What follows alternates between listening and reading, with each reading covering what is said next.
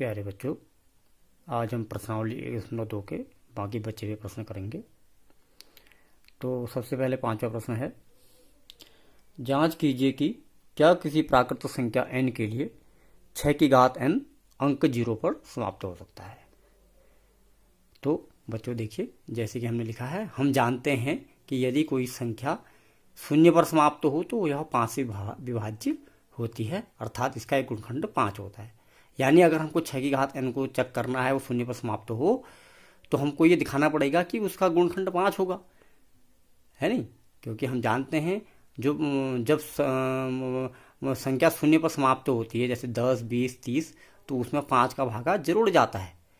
यानी 0 पर समाप्त होगी तो 5 गुणखंड होगा, और अगर 0 पर समाप्त नहीं होगी तो 5 गुणखंड नहीं होगा। तो अब हम आगे जाके चेक करते हैं कि 5 का गुणखंड होता है या नहीं होता है। देखिए, 6 की घात n बराबर 2 की घात 2 गुणा 3 की घात n, ऐसे तोड़ सकते हैं इसको। तो 2 की घात n गुणा 3 की घात n, ठीक है।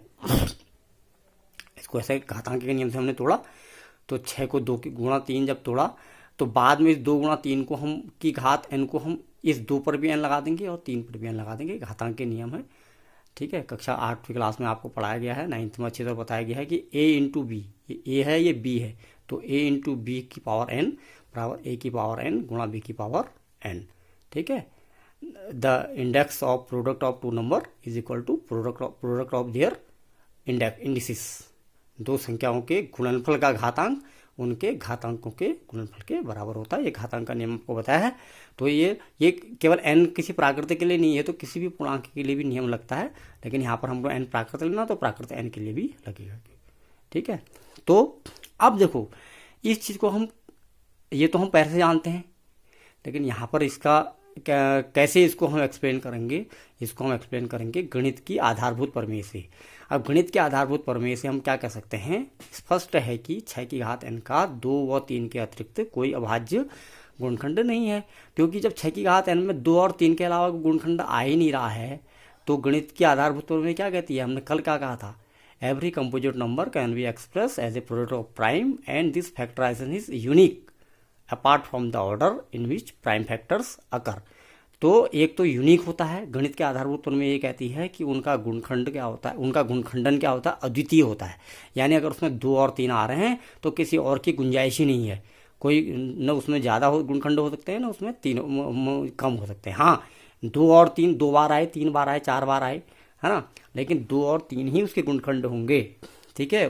तो उसका अतिरिक्त उसका कोई अभाज्य गुणखंड नहीं होगा। एक तो ये बात कहता है यूनिक होता है, और दूसरी बात क्या कहता है, वो इसको आगे पीछे हम लिख सकते हैं। तो यानी यही हमको अंगणित के आधारभूत हमने 2 बातें बताती थी। तो उसमें से हम अगर पहली बात को लेंगे कि अगर उसमें 2 और 6 की घात n में अंदर 2 और 3 अगर आ रहा है, तो 5 का तो यहाँ गुंजाइश ही नहीं है। तो कहने का मतलब है n का मान कुछ भी दे दो तो बाहर अंदर से तो 2 और 3 ही रहेगा। तो कहने का मतलब है कि स्पष्ट है कि 6 की घात n का 2 और 3 के अतिरिक्त कोई अभाज्य गुणखंड नहीं है। ब्रैकेट में लिख दिया अंकगणित के आधारभूत प्रमेय से। इसलिए हम ये देखो, आप इसको ऐसे कर दी, इसे कहते हैं इट इम्प्लाइज, ठीक है। आप इसको देयरफॉर इसलिए का चिन्ह भी लगा सकते हैं, इसलिए, लेकिन मैंने यहाँ पर ये चिन्ह इसलिए लगाया ताकि आपको सीखना भी है। आगे से आप इसको ऐसे भी लगा, इसका मतलब आप जैसे इसका अर्थ ये हुआ, इसका अर्थ ये हुआ, तो आपको जैसे इसलिए जैसे चूंकि लगाते हैं 2 बिंदु ऊपर 1 बिंदु नीचे, ये जैसे 2 बिंदु ऊपर 1 बिंदु नीचे, तो 1 बिंदु ऊपर 2 बिंदु नीचे लगाते हैं, तो आप ऐसे भी लगा सकते हैं, लेकिन मैंने ये चिन्ह लगा दिया, तो इसका मतलब भी वही है। तो ये क्या अप्लाई कर रहा है, इसका अर्थ मतलब कि इसके बाद ये चीज़ आ गई, क्या अप्लाई कर रहा है कि किसी प्राकृत n के लिए 6 की घात n 5 से विभाज्य नहीं है। जब 2 और 3 से विभाज्य नहीं है, 2 के अतिरिक्त तो गुणखंड ही नहीं है, तो 5 से विभाज्य नहीं है, ठीक है। 5 का केस वैसे देखा जाए वो 7 के लिए भी कहता, तो 7 के लिए भी हम क्या कर, 2 और 3 के अलावा कुछ भी हम 7 भी लिख सकते थे, लेकिन अभी हमें फालतू बातों पे बात नहीं करनी है, हमें केवल ये हमको तो केवल 0 के लिए चेक करना है। तो हमने सीधे लिख दिया कि 5 से विभाज्य नहीं है, और 5 से विभाज्य नहीं है तो 6 ये किसी प्राकृत n के लिए 6 की घात n 0 पर समाप्त नहीं हो सकता। इसको आप समझ गए। तो ये हमें चेक करना है, अगर हमें इसको 0 पर समाप्त नहीं दिखाना है, तो हमने ये दिखा दिया कि उसका 5 गुणखंड नहीं है। 5 गुणखंड नहीं है तो यानी कहने का मतलब 5 विभाज्य नहीं है, ठीक है, ठीक है। और 5 विभाज्य नहीं है, आप चाहते तो इसके बीच में एक लाइन और लिखा जाए, 2 और 3 के अतिरिक्त कोई गुणखंड नहीं है अभाज्य, तो इसके बीच में इसका मतलब 5 गुणखंड नहीं है, 5 गुणखंड 5 विभाज्य नहीं है। लेकिन ऑल अंडरस्टूड है, क्योंकि हमने यहाँ पर दोनों चीज़ लिख रखी है, अर्थात लिख रखा है, क्योंकि गुणखंड होना और विभाज्य होना एक ही बात है। ठीक है। तो यहाँ पर अगर हमने लिख दिया कि 2 और 3 का तो गुणनखंड नहीं है, तो सीधे लिख दिया 5 से विभाज्य नहीं है, तो इसका मतलब 0 पर समाप्त नहीं हो सकता है। तो इस प्रश्न का उत्तर हो गया। अगला प्रश्न है प्रश्न नंबर 6। व्याख्या कीजिए कि 7 गुणा 11 गुणा 13 धन 13, ठीक है, और कॉमा करके एक दूसरी संख्या है 7 गुणा 6 गुणा 5 गुणा 4 गुणा 3 गुणा 2 गुणा 1 धन 5 भाज्य संख्याएं क्यों है। ठीक है, ये हमें व्याख्या करनी है, इसके बताना है। ठीक है बच्चों, तो इसके लिए हम क्या करते हैं, देखिए थोड़ा सा इन दोनों संख्याओं को हमने इनका मान जैसे निकाल दिया। तो जैसे पहली संख्या है ये 7 गुणा 11 गुणा 13 धन 13, तो इसमें आप जानते हैं कि इतना गुणा वाले में से कॉमा लिया जाएगा, इधर का अलग लिया जाएगा। जैसे आपको बताया ना, इन ये 3 एक साथ हैं, ये एक साथ हैं, ठीक है। तो 13 को कॉमन ले लेंगे, ए गुणा बी है ना, ये समझ लो कि ए गुणा बी है यहाँ से यहाँ तक, ये अलग से सी है, ए गुणा सी के बराबर है। तो इस पूरे पद में मैंने कहा ना, बीच में गुणा के बीच में अगर प्लस माइनस होता है तो प्लस माइनस से वो पद अलग अलग हो जाते हैं। वो वितरण नियम जो आपको बताया, ए गुणा ब्रैकेट के अंदर बी प्लस सी बराबर ए गुणा बी धन ए गुणा सी, ठीक है। वो तो नियम तो 2 के लिए होता था, मैंने बताया था नियम तो संक्षिप्त 2 के लिए था, लेकिन उसको जनरलाइज करेंगे तो 3 के लिए भी हो सकता है, 4 के लिए भी हो सकता है। तो यहाँ पर इस वाले में 3 है, इसमें 1 है, तो 1 को 13 गुणा 1 समझ सकते हैं हम। तो 13 अगर बाहर कॉमन आ गया, देखो 13 बाहर कॉमन आ गया, तो इसमें पहले वाले में क्या बचा 7 गुणा 13, ये नहीं सॉरी 13 कॉमन ले लिया तो 7 गुणा 11, 7 गुणा 11 बचा। और दूसरे वाले में क्या है 13 है, तो 13 को 13 एकम 13 लिख सकते हैं। तो इसको इसमें अंदर 1 कॉमन बचा, ये बीच का प्लस बीच में आ जाता ना, अगर माइनस या प्लस बीच में आ जाते हैं तो ये प्लस बीच में आ गया, तो 13 वाले में से 1 बचा, ताकि उल्टा करके मैंने कहा था कॉमन को उल्टा चेक कर लो गुणा करके, तो 13 एकम 13 वही चीज़ आ गई, और 13 को इन तीनों से गुणा करेंगे तो ये, यानी इसमें से कॉमन लेके यह आ गया। अब देखो 13 को तो बाहर निकाल दो, अंदर को सॉल्व कर दो। अंदर भी पहले गुणा पहले सॉल्व होता है, BODMAS bracket open division multiplication addition and subtraction.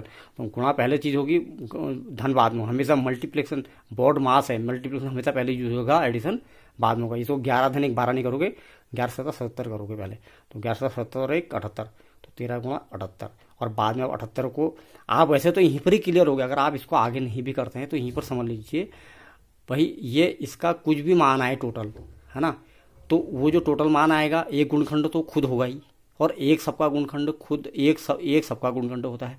उसके अलावा इसको आपने कोई 2 नई संख्याओं के गुणनफल के रूप में लिख दिया ना, तो यहीं पर ही क्लियर हो गया कि इसके 2 गुणखंड 13 और 78 हो गए, ठीक है। और हमारे पास हम जानते हैं, अगर हमारे पास एक और स्वयं के अलावा किसी की संख्या की 3 गुणखंड, एक गुणखंड एक्स्ट्रा भी हो जाता है, यानी कुल 3 गुणखंड भी हो जाते हैं, वो क्या हो जाती है, भाज्य संख्या हो जाती है। और ये तो क्लियर से ये पता लग रहा है कि इसको कोई 2 संख्याओं के, यानी एक भी नहीं है स्वयं भी नहीं है, यानी कोई 2, यानी इसका तो कम से कम 4 गुणखंड हुए, ठीक है। तो ऐसी संख्याएं भाज्य संख्याएं होती हैं। तो ऐसी इनका इस क्वेश्चन का लॉजिक यही है कि अगर आपने इसको किसी 2 गुणखंड के रूप में, अब वो आपस में क्या है, देखो ये अभाज्य है और इस 78 अपने आप में भाज्य है, वो आपस में भाज्य के गुणा हैं, अभाज्य गुण दोनों भाज्य हैं, एक अभाज्य एक भाज्य है, या दोनों भाज्य अभाज्य कुछ भी हैं, उससे फर्क नहीं पड़ता, बस हमने 2 संख्याओं के गुणनफल के रूप में दिखा दिया, ऐसे यहाँ पे दिखा दिया। तो यही लॉजिक इसमें होना है, लेकिन इसको हमने और अच्छी तरह से कर दिया, तो 13 गुणा 78 को भी तोड़ दिया ना, फिर 78 में 13 छक्का 78 होता है, तो 2 गुणा 3 गुणा 78। आपको ये भी बार बार बताने की जरूरत नहीं है, गुणखंड आप समझते हैं। 78 को 13 छक्का 78, तो 2 गुणा 3 गुणा 13, ठीक है। और एक 13 यहाँ पहले से था, आप उसको जरा बढ़ते क्रम में लिख दिया, तो 2 गुणा 3 गुणा एक 13 पहले था, एक तो दोनों 13 को साथ लिख दिया, यानी इसमें भी 13 निकलेगा, इसमें 13 निकलेगा, उन 13 को साथ लिख दिया, इसमें 6 निकलेगा, तो 2 और 3 आगे। तो कुल मिला के कहने का मतलब है, अब इस पूरी संख्या का मान आ गया ये 2 गुणा 3 गुणा 13 गुणा 13। तो हम क्या कहेंगे, इसके एक व स्वयं के अतिरिक्त अन्य गुणखंड क्या क्या हैं, 2 3 और 13 भी हैं, यानी अब इसका देखा जाए तो कुल 5 गुणखंड हो गए, ठीक हो गया। तो एटलीस्ट 3 ही चाहिए हमारे पास, जैसे हमने कहा जैसे 4 है, 4 का 1 और 4 के अतिरिक्त 2 भी गुणखंड है, तो क्या हो गई, भाज्य संख्या हो गई, ठीक है। 6 है, 6 का 1 और 6 के अतिरिक्त 2 और 3 भी हो गई, यानी कुल 4 गुणखंड हो गए, यानी बता देना आपको ऐसे। तो वो सब संख्या भाज्य संख्या होती है, तो हम ऐसा यह एक भाज्य संख्या है, ठीक हो गया। ऐसे नेक्स्ट वाले में भी क्या है, देखो नेक्स्ट वाले में यहाँ से यहाँ तक 1 रहेगा और यहाँ तक अलग रहेगा, तो 5 कॉमन आएगा, तो अंदर 7 6 4 3 2 बच गया, ये 7 गुणा 6 गुणा 4 गुणा 3 गुणा 2, ठीक है, गुणा 1 तक है, गुणा 1 की वैल्यू तो वही होती है, तो यहाँ तक 1 कॉमन आ, 5 बाहर निकल गया, इसमें से 1 निकल गया, यानी वही चीज़, ये गुणा करके जो 1 आएगा उसमें इसको जोड़ेंगे, जैसे वहाँ गुणा करके जो 1 आ रहा था 77 आया था ना, 178, तो यहाँ तो गुणा करके जो आता है 1008 आता है, ठीक है। 2 3 6 24 6 144 7 1008, तो 1008 में 1 जोड़ेंगे 1009। अब जैसे वहाँ तो 78 के टुकड़े हो गए थे, लेकिन यहाँ 91 के टुकड़े नहीं होते हैं। ये अपने आप में एक खुद अभाज्य संख्या है। तो ये अभाज्य संख्या भले ही अभाज्य संख्या है, लेकिन इस बड़ी वाली संख्या को बताना है ना, जिससे निकला है ये, तो उसके तो दो गुणनखंड हो ही गए ना। यानी इसका अपने आप में कुल एक मान होगा और एक होगा, जैसे इसका अपने आप में कुल एक मान होगा और एक होगा, उसके अलावा ये इतने गुणनखंड और हो गए इसके, ठीक है, 2 3 13। तो उसका ऐसे इतने, इसका अपना एक खुद मान होगा और एक होगा, वो 2 गुणनखंड तो होंगे, बाकी ये 2 गुणनखंड और हो गए, यानी 4 गुणनखंड और हो गए, यानी कुल 4 गुणनखंड हो गए। तो हमने क्या बोला था, केवल 2 संख्या जिनके अभाज्य गुणनखंड, केवल 2 ही अभाज्य गुणनखंड होते हैं, जिनके 2 ही गुणनखंड होते हैं, वो अभाज्य संख्याएं होती है। 3 है तो उसका 1 और 3 ही है, 2 है 1 और 2 ही है, 5 है 1 और 5 ही है। लेकिन जैसे 4 है उसका 1 4 और 2 है, ठीक है। तो ये इसको आपको कुछ बताने की जरूरत नहीं है। तो यानी एक और स्वयं के अतिरिक्त अगर अन्य गुणनखंड निकल जाएं, चाहे 1 निकले 2 निकले चाहे 10 निकले 20 निकले, वो सब भाज्य होती हैं।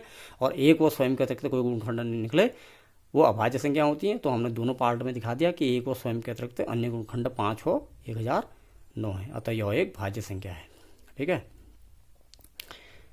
अब आते हैं प्रश्न नंबर 7, जो इसका अंतिम प्रश्न है प्रश्नावली का। किसी खेल के मैदान के चारों ओर एक वृत्ताकार पथ है। इस मैदान का एक चक्कर लगाने में सोनिया को 18 मिनट लगते हैं, जबकि इसी मैदान का एक चक्कर लगाने में रवि को 12 मिनट लगते हैं। मान लीजिए वे दोनों एक ही स्थान और एक ही समय पर चलना प्रारंभ करके एक ही दिशा में चलते हैं। कितने समय बाद वे पुनः प्रारंभिक स्थान पे मिलेंगे? ठीक है बच्चों, इसके लिए थोड़ा सा मैंने ये हिंट दिया है, इसको आप यहाँ समझिए, ठीक है। एक चक्कर लगाना है वृत्ताकार मैदान का, ठीक है। एक 12 मिनट में लगाता है, एक 18 मिनट में लगाता है। पहले सोनिया है, ठीक है, एक 18 में लगाता है, एक 12 में लगाता है, ठीक है। तो अगर प्रारंभिक स्थान यहाँ पर प्रारंभिक स्थान है, ठीक है, तो प्रारंभिक स्थान से अगर चक्कर लगाना है और चक्कर लगा के प्रारंभिक स्थान पे देखो बात सुनिए, एक तो उनको मिलना है, ठीक है, मिलना है, और दूसरा कहाँ पर मिलना है? प्रारंभिक बिंदु पर मिलना है। तो पहले आप एक स्टेप को समझिए कि प्रारंभिक बिंदु पर अगर मिलना है तो जो 18 मिनट लगाता है उसको भी यहाँ से चल के यहाँ चक्कर आना पड़ेगा। तो इसको आप समझ लेंगे कि अगर उसको पहला चक्कर लगाने में 18 मिनट लग रहा है तो दूसरा चक्कर लगाने में 36 मिनट, तीसरा चक्कर लगाने में 54 मिनट, ऐसी पहला वाला जो है एक है, ठीक है, पहला चक्कर लगाने में उसको 12 मिनट, दूसरा चक्कर लगाने में 24 मिनट, तीसरा चक्कर लगाने में 36 मिनट। यानी यहाँ पर एक कितनी देर में पहुंचेगा? 12 मिनट में, 24 मिनट में, 36 मिनट में, 48 मिनट में, ठीक है। और दूसरा 18 मिनट में, 36 मिनट में, 54 मिनट में सीधे घूम के यहाँ पर पहुंचेगा ना। तो अब यानी प्रारंभिक बिंदु वो भी प्रारंभिक में पहुंच गया, वो भी प्रारंभिक में पहुंच गया, ठीक है। लेकिन उसमें उनका अगर मुलाकात करानी है, मिलना है, तो वो संख्या जितने मिनट बाद वहाँ पर मिल रहा है, तो वो जितने मिनट अगर वो उतने समय बाद वो अगर वहाँ पर मिल रहा है, अगर वो भाई नहीं तो अगर और कोई समय होगा, जैसे यही इसका एग्जाम्पल हो रहा है, अगर 24 मिनट है ये, तो यहाँ पर 24 मिनट में भी यहाँ पर 24 मिनट में यहाँ पहुँच जाएगा, क्योंकि इसमें 12 के बाद 24 मिनट आ रहा ना। पहला तो 12 ही देख लो, पहला ही चक्कर है 12 मिनट के बाद यहाँ आएगा, लेकिन दूसरे वाले को 18 मिनट लगते हैं, तो वो तो इधर कहीं रहा होगा ना। चलना सबको एक ही दिशा में है और एक ही बिंदु से चलना है, तो इधर कहीं होगा, मिलेगा नहीं, ठीक है। वो तो 18 में जब यहाँ पहुंचेगा तब तो वो इधर वाला इधर आ जाएगा। अच्छा, फिर दूसरा उसका तब दूसरा चक्कर शुरू हो जाएगा और अगली बार 24 मिनट के बाद यहाँ पर पहुंचेगा, ठीक है। लेकिन ये अपने चक्कर पूरा करते करते कुछ समय का टाइम ऐसा आएगा जब दोनों ही क्या होंगे, एक समय वहां पर मिल जाएंगे। जैसे 36वां मिनट, उसके बाद आप देखेंगे पहला नंबर क्या हो रहा है 12 के, उसमें 36 मिनट आ रहा है, यानी चक्कर तो इसका भी 12 में भी होना है, 24 में भी होना है, 36 में भी होना है, इसका 18 में भी होना है, 36 में भी होना है। तो यानी तुम समझ रहे हो, चक्कर तो इसके और भी होंगे। जैसे 18 होगा तो वो इसके चक्कर में नहीं आएगा, लेकिन 36 वाला जो है इसके चक्कर में भी आ रहा है, क्योंकि 36 मिनट के बाद ये भी यहाँ पहुंचा होगा और 36 मिनट के बाद ये भी यहाँ पहुंचा होगा, ठीक है। चक्कर तो इसके हिसाब से पूरे होंगे, इसके चक्कर इसके हिसाब से पूरे होंगे, लेकिन उस चक्कर में मिलना कौन सी मिनटों में होगा? 36वें मिनट में होगा। 36 आ रहा है, इसके बाद अगर आपको पता लगा 36 होगा, अगली बार फिर कहाँ मिलते हैं? इससे 72 में, यानी 72 इसके इसमें पहाड़ में भी आता है और इसके इसमें पहाड़ में भी आता है। तो कहने का मतलब है, तो अगर हमको ऐसा मिनट निकालना है कि जब ये दोनों मिल भी जाए, हाँ वो अलग बात है कि 36 मिनट में मिलेंगे ना, तो 36 मिनट में 12 वाले के हिसाब के 12 वाले के तो 3 चक्कर पूरा हो जाएगा, क्योंकि तो उसको तो स्पीड ज़्यादा है, वो 12 मिनट ही ले रहा है, तो 36 मिनट में वो 3 चक्कर पूरे कर लेगा। और 18 मिनट में करने वाला 36 मिनट में 2 चक्कर करेगा। ये फर्क नहीं पड़ता, वो किसी एक के 3 चक्कर पूरे होंगे, इसके 2 चक्कर पूरे होंगे, लेकिन मिलेगा तो सही ना वहाँ पर, ठीक है। वहाँ पर मिलने की बात है, यहाँ पर प्रारंभिक बिंदु पर मिलने की बात है। तो अब ये समझिए कि यानी इस प्रश्न का उत्तर आप समझ रहे होंगे कि मिलने का उत्तर 36 है। देखा जाए तो इस प्रश्न का उत्तर 36 है। आप इसको कॉमन सेंस से समझिए 36 है क्या चीज। 36 एक तरह से इनके जो समापवर्ती हैं, 12 के समापवर्ती, 18 के समापवर्ती, उनका पहला सबसे पहला संख्या तो है।